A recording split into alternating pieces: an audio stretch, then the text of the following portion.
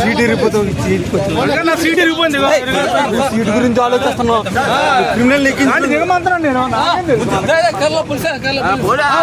Okay sir problem police station ఇదిరే sir ఇదిరే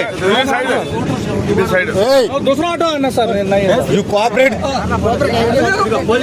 കേരളത്തിലേക്ക് കഞ്ചാവ് കടത്തുന്ന പ്രധാന കണ്ണികളിൽ ഒരാളായ ആന്ധ്ര സ്വദേശി പൂയപ്പള്ളി പോലീസിന്റെ പിടിയിൽ.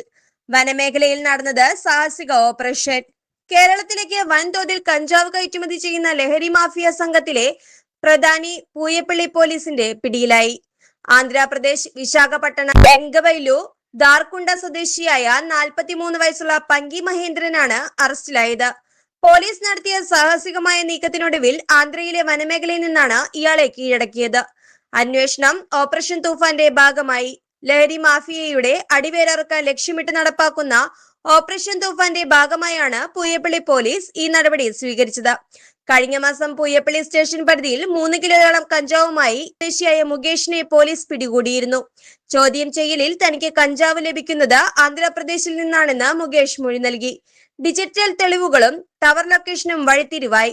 ലഹരി കേസ് പ്രതിയായ മുകേഷിന്റെ സാമ്പത്തിക ഇടപാടുകളും മൊബൈൽ ഫോണും കേന്ദ്രീകരിച്ച് പോലീസ് വിപുലമായ അന്വേഷണം ആരംഭിച്ചു. ജില്ലാ റൂറൽ പോലീസ് മേധാവി ഷാജി സുഗുണൻ IPSന്റെ കർശന നിർദ്ദേശപ്രകാരം രൂപീകരിച്ച പ്രത്യേക അന്വേഷണ സംഘം ഡിജിറ്റൽ തെളിവുകൾ ശേഖരിച്ചു. ഇതോടെയാണ് ആന്ധ്ര ഒഡീഷ അതിർത്തി ഗ്രാമമായ ദാർകുണ്ട എന്ന വനമേഖലയിൽ നിന്നാണ് കേരളത്തിലേക്ക് കഞ്ചാവ് എത്തുന്നതെന്ന് ടവർ ലൊക്കേഷൻ വഴി പോലീസ് തിരിച്ചറിഞ്ഞത്.